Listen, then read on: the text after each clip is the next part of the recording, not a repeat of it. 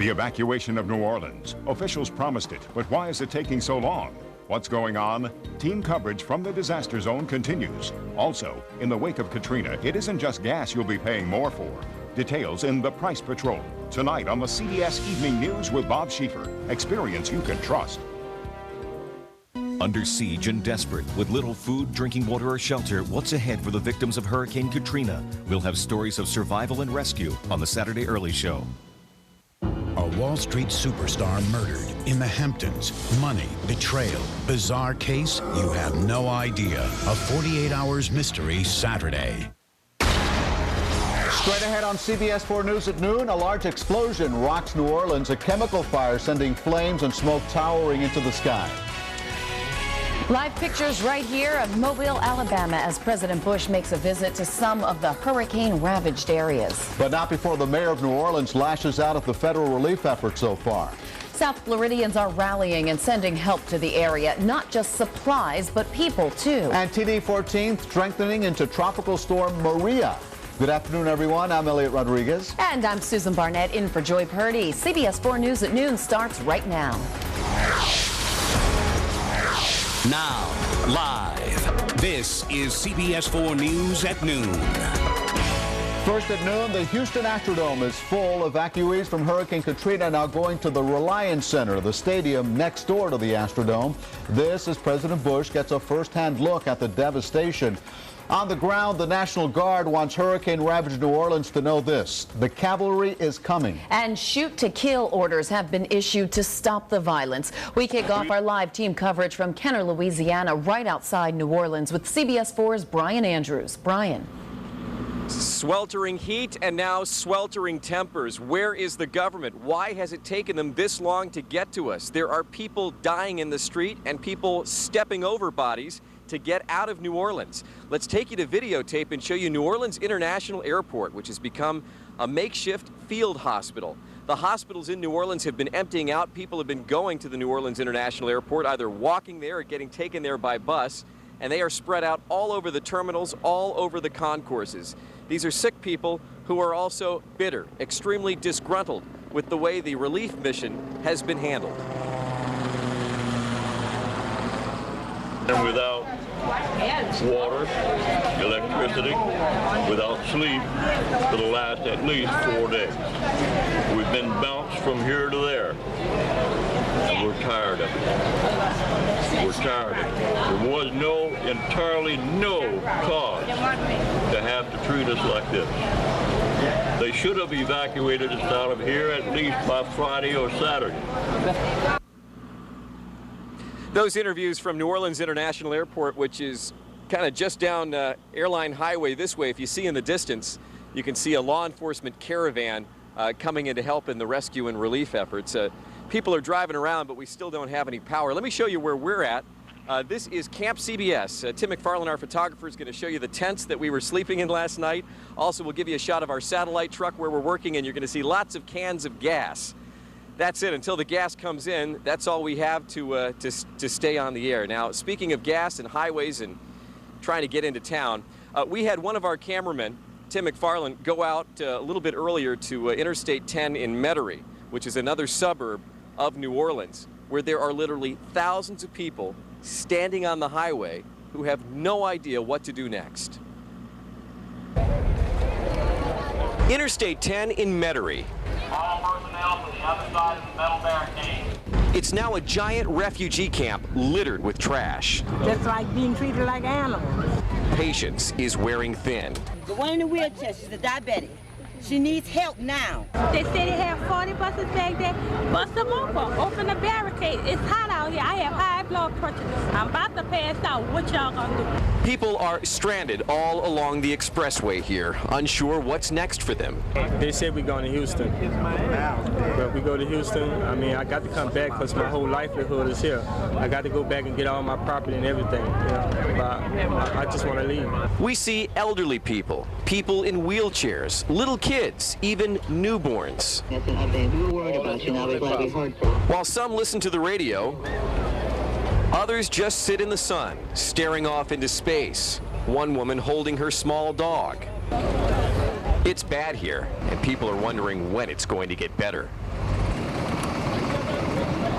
And we're back with live pictures of the red, white, and blue waving from atop a pickup truck. Yep, this is the United States of America, and the cavalry is coming into what sure looks like a war zone. I'll tell you, our day started off with a bang, literally. Let me take you right to videotape. 2 huge fires burning in the downtown New Orleans area, one of them at a chemical refinery. Actually, I'm told a chemical storage facility. Multiple explosions before the sun came up. Thick red flames and black acrid smoke wafting up over the French Quarter. Firefighters still haven't been able to get a complete handle on both of these fires, which continue to smolder even at the midday hour. So as we come back out live here to Kenner, here's where we stand. Our CBS 4 storm specialist, David Bernard, who is actually from this area, is right now on an airboat with a group of guys from Miami surveying the damage and trying to rescue people from along Lake Pontchartrain. We'll have his report later on. And we have CBS 4 photojournalist Kevin Martels heading into New Orleans right now down to the convention center, where there are still thousands of people who are trying to make their way out, thousands of people who are waiting there among dead bodies, people who couldn't make it out and died because of the heat and not any supplies. Reporting live from Kenner, I'm Brian Andrews on CBS 4. Brian, thank you. And as you just heard from Brian, our storm specialist David Bernard is also in Kenner, Louisiana. And this morning on our sister station, UPN 33, he talked about what he's seen and heard so far in the disaster zone. It is desperate here. Literally, people are dying here. Babies, old people. There's no water. There's no food. They do not have adequate federal support in here yet. I know they're efforting to get that in. Yesterday, law enforcement was doing everything they could just to keep order in the city, making it almost impossible to conduct rescue operations and, everything else. And I continue to come across friends with these unbelievable stories. Not to mention the dozens of people I know that have lost everything, just these harrowing attempts to get out of the city. One reporter friend of mine here in New Orleans was out at their transmitter in St. Bernard Parish, which is now totally submerged. Ladies, he was on the transmitter for 2 days before he was rescued because the water was up to nearly the roof of the transmitter of that station. David Bernard reporting from Kenner, Louisiana. As we heard Brian say, David is right now on a boat tour of Lake Pontchartrain, checking out the hardest hit areas. Look for his live reports tonight on CBS 4 News First at 5. And CBS 4's Mike Kirsch is also heading to New Orleans. Look for his live reports this week on CBS 4 News. President Bush is in the Gulf region right now. He landed in Mobile, Alabama in the last hour and spoke about the growing frustration and the help that's coming. And the federal government's job is big and it's massive, and we're going to do it. Where it's not working right, we're going to make it right. Where it is working right, we're going to duplicate it elsewhere. Now, we have a responsibility at the federal level to help save life, and that's the primary focus right now. Every life is precious, and so we're going to spend a lot of time saving lives, whether it be in New Orleans or on the coast of Mississippi. We have a responsibility to help clean up this mess, and I want to thank the Congress for acting as quickly as you did. Step one is to appropriate $10.5 billion. But I got to warn everybody, that's just the beginning. That's a small down payment for the cost of this effort to help the good folks here rebuild. Now, there is money coming along with the supplies. The House is meeting right now as Congress tries to speed through a $10 billion hurricane emergency spending measure. Key senators cut their vacation short yesterday to approve the measure with a voice vote last night. President Bush says the funding bill is the first to come and more. Today, the aftermath of Katrina is taking its toll. The mayor of New Orleans and Louisiana's governor are lashing out, saying federal officials are dragging their feet. CBS 4's Yusila Ramirez has that part of the story. Yusila. Help is on the way, but for the mayor of New Orleans, not soon enough. During a radio interview this morning, Mayor Ray Nagin lashed out at the government's response to this disaster that has his city in shambles. The mayor cursed, yelled, and even burst into tears during that interview. This afternoon, he says he's not sure if his city will make it through another night. It is clear to see exactly why the frustration and desperation has made things even more tense in New Orleans for those who are helplessly standing by waiting for aid. The city's mayor, Ray Nagin, is also frustrated, and he's definitely not keeping quiet about it. And I don't know whose problem it is. I don't know whether it's the governor's problem. I don't know whether it's the president's problem. But somebody needs to get their on a plane and sit down, the two of them, and figure this out right now. To say that Mayor Nagin was critical this morning on CBS affiliate WWL Radio is an understatement. I've been out there, man. I flew these helicopters, been in the crowds, talking to people, crying, don't know where their relatives are. I've done it all, man, and I tell you, man, Garland, I keep hearing that it's coming. This is coming, that is coming. And my answer to that today is BS. Where is the beef? The mayor isn't sugarcoating the situation for his residents or the rest of the world who's watching his city literally fall to pieces. Nagin criticized the federal government for wasting no time authorizing billions of dollars for the war in Iraq, but then stalling during a national crisis like this one. You mean to tell me that a place where you probably have thousands of people that have died and thousands more that are dying every day, that we can't figure out a way to authorize the resources that we need? In the meantime, federal aid is on the way, but according to the mayor, up until now, the feds haven't been seeing the big picture. One of the briefings we had, they were talking about getting, public school bus drivers to come down here and bus people out here. I'm like, you gotta be kidding me. This is a national disaster. Get every doggone Greyhound bus line in the country and get that moving to New Orleans. That's they thinking small. Now, the mayor wasn't the only one frustrated. Louisiana Governor Kathleen Blanca also painting a very grim and real picture of what's going on in their backyard. She's asked the president to send in 40,000 troops. That is the latest. Lucila Ramirez, CBS 4 News.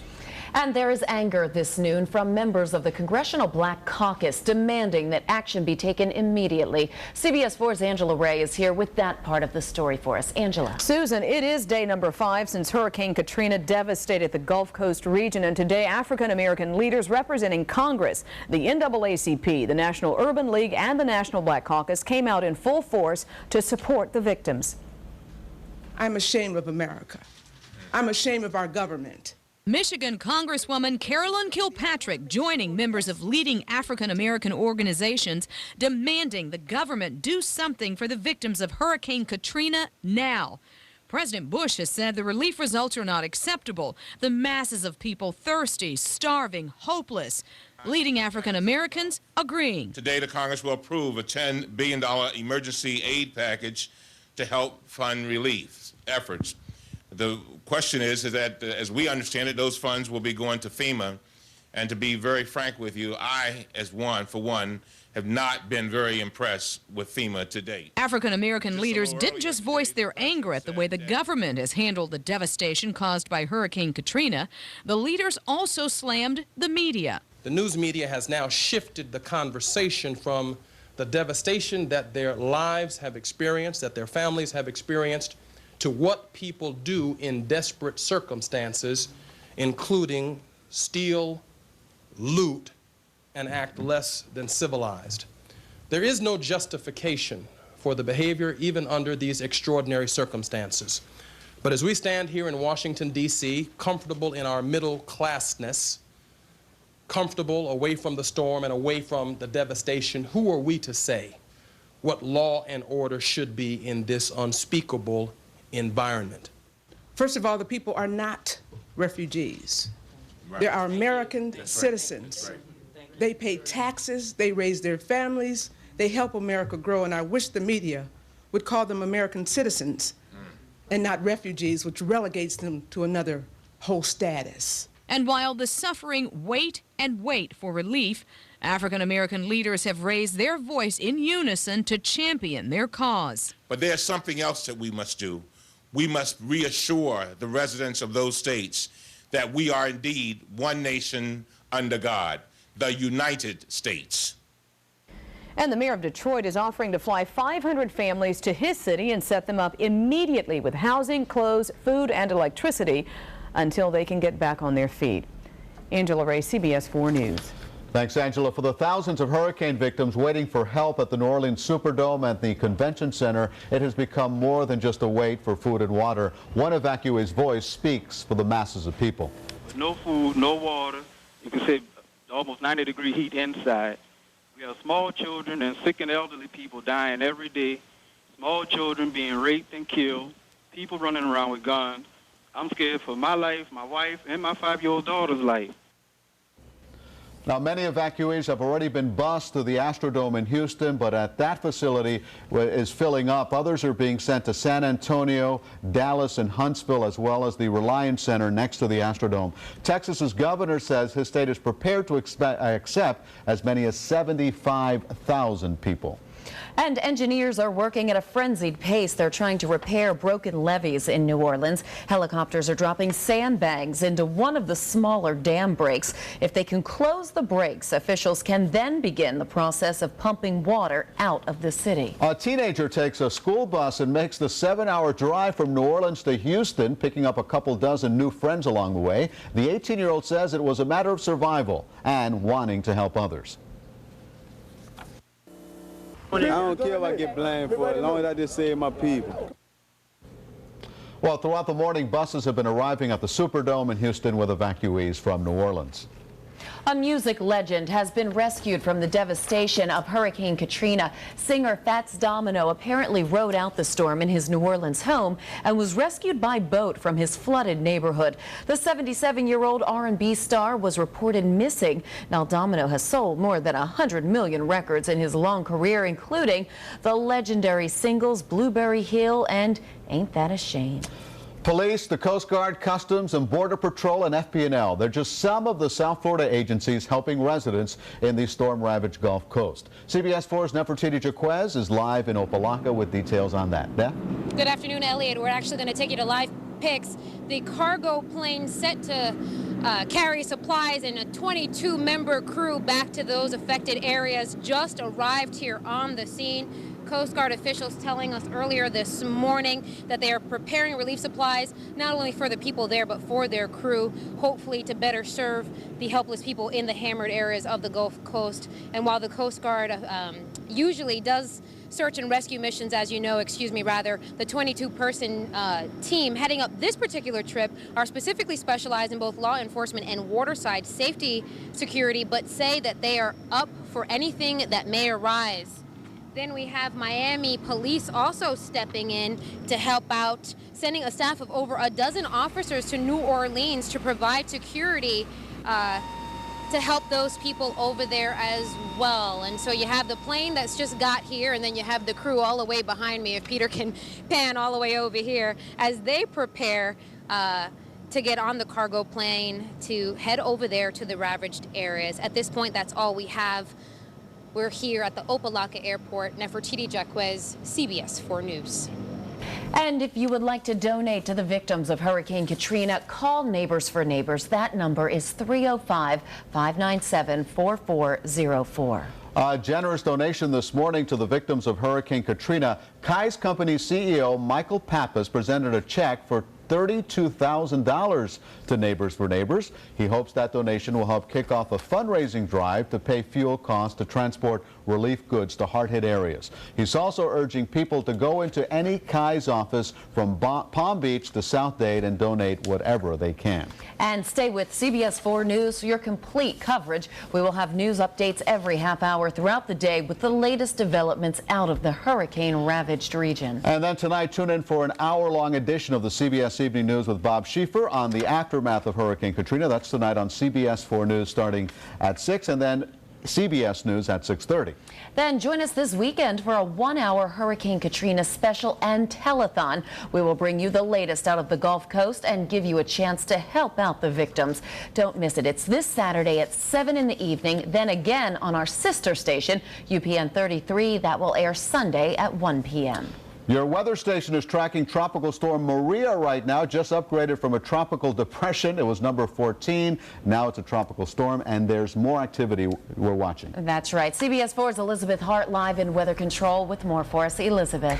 Well, good afternoon. And it was yesterday at this time when we took tropical depression number 13 up to Tropical Storm Lee. So we're just rolling through these storms, and this has actually been pretty decent the last couple of days because both of these will stay out to sea. So here is is what became Maria 12 hours ago, looking a little bit ragged, but some pretty intense thunderstorm activity near the center of circulation. As we put it into motion, yep, that's all it took, 12 hours, and this thing really got organized. It is looking very symmetrical, and you'll notice here that the brightest purples are right around the center. We still have a little bit of a shear here coming in from the southeast, but eventually Maria will be moving away from that. So some slow strengthening is forecast, and at least one of the models brings it up to hurricane strength. But again, when you see this future track, you will breathe a sigh of relief. 880 miles east-northeast of the Leeward Islands, winds up to 40 miles per hour. The pressure 1,007 millibars, and through the weekend, this is expected to stay out to sea. The only problem we foresee is that maybe by the latter part of next week, we may be looking at some issues here for eastern portions of Canada, Nova Scotia, and Newfoundland. So the pattern here recently has been between these two highs, and it's been forcing these storms northward, but there are a couple of things out there that will not be affected by this general pattern. We have a wave down in the Atlantic, and we also have a little area of disturbed weather east of the Bahamas. We'll talk about both of those and detail your Labor Day weekend forecast in just a few minutes. And still ahead today on CBS 4 News at noon, the director of the National Hurricane Center, Max Mayfield, sees the hurricane damage up close. Hear his reaction when we come right back. And we've been telling you about our Neighbors for Neighbors phone bank. We're getting some help from other agencies and organizations here in South Florida, just South Florida pouring its heart out. We want to let you know that Magic 102.7 DJ Vance Phillips is in our Neighbors for Neighbors phone bank. If you'd like to talk to Vance Phillips, pick up the phone, call 305-597-4404. He'll be happy to talk to you and let you know how you can help. Hey there, Vance, how you can help storm victims in South Florida. We'll be right back. This Labor Day, Modern Age brings you the most spectacular selection ever at the absolute lowest prices. Enjoy astounding everyday deals, plus an extra 20% off all clearance merchandise. Just click the special coupon in our insert and take advantage of already drastically discounted floor samples and special buys. Make a purchase today and pay nothing for 1 full year. This Labor Day, shop smart. Hurry into the store that won't be undersold. Modern Age, where beautiful homes cost less. Urgent news. Vioxx, a pain-relieving drug, has recently been withdrawn from the market by Merck & Company after having been associated with increased risks of heart attacks and strokes. If you or anyone you know has taken the medicine called Vioxx and experienced a heart attack or stroke after taking the medication for an extended period of time, you may have a claim against the company that manufactured this product. You will not fees or costs unless the recoveries offices of Robert J. Spencer are late.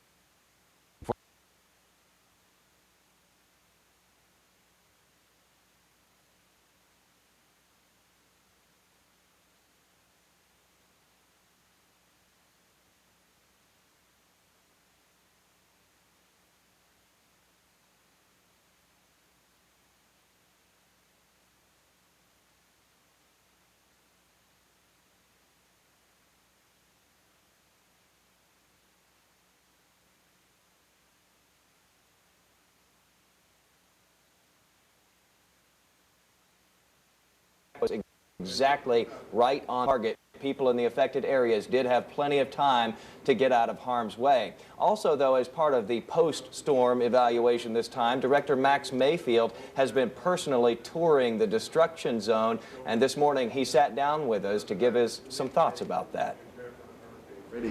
As the director of the National Hurricane Center, Max Mayfield had seen every angle of Katrina, all the satellite loops and radar images. But even the man who preached for days to residents along the Gulf Coast to be prepared wasn't himself fully prepared for the actual images of the storm's enormously wide swath of total destruction. It used to be an area of coastline he knew well. On the aircraft, we knew, what cities we were flying over, but every now and then you see a lighthouse or see a shopping center that you recognize, but few and far between. Mayfield is just back from his 2-day flyover of the affected area. He says it was as much a catastrophe as he had predicted it would be, and then some. But amid all the destruction, he says, Katrina may also have left behind a valuable lesson. People, in the Keys and the Tampa Bay area and Galveston Island and most of the Florida coast for that matter. I mean, this can happen in other places as well. So I'm you know, if there's anything positive to take out of this, and that's pretty hard to find right now, but if there's anything positive that will come out, I think it's the fact that people will see what a hurricane can do, and hopefully that will motivate people to take that individual responsibility to develop their own hurricane plan, know what to do before the next one comes. And that is certainly something to consider right now, especially as they are tracking several other systems out there at this very moment. One other note about Katrina, Max Mayfield, in his 33 years of service here, says that this is by far the worst storm damage he has ever seen. We'll have more of it on his interview coming up later on today. Live in West Miami-Dade, Jason Wheeler, CBS 4 News. Boy, and he's seen it all. That's saying a lot coming from him. When we come back, Elizabeth Hart will have our weekend forecast. And we want to show you some live pictures right now downtown New Orleans, where I believe a fire is burning in the city there. We're going to try to take you in. Of course, you can see the Superdome right there. I guess we're just going to show you the people still waiting to get out of New Orleans, hoping to get to Houston, to some facility there where they can get a good meal, some air conditioning, a shower, and facilities. We're going to take a break right here. We'll be right back. It's Bear's Labor Day weekend sale, and it's the final weekend to buy any Serta mattress and get the box spring for $1. Serta Queen sets just $267. No interest 1 year. 24-hour delivery. Bear's Labor Day weekend sale. Don't miss it. How fast could you run when you were 2? The Juvenile Showcase. See 6 big stakes for 2-year-olds.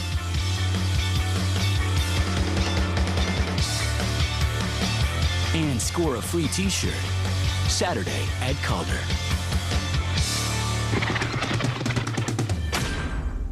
I've been working with AFMED for 16 years. We're like a big happy family. Everybody knows everybody. We're a company that cares. AvMed Medicare Preferred is the affordable health plan that lets you choose your doctors and hospitals, not us. You get unlimited generic prescription drugs free, and you get affordable brand name drugs, and you pay no monthly plan premium. AFMED is a company where we're available 7 days a week. We're always there. If you have a question about your care, you can call the 100 number, and you're able to speak to a nurse. We want to keep you well. We don't want you to be sick. We've even made it fast and easy to see a specialist. Now, if you need a referral, no more paper. Just you get the name of the physician, you call and get an appointment. Call 1-888-635-3628 for more information about AvMed Medicare Preferred and get your free government guide to Medicare's new coverage. AvMed is more than what we do, it's the way we do it. AvMed cares. Closed captioning sponsored by City Furniture, now offering same-day delivery 7 days a week.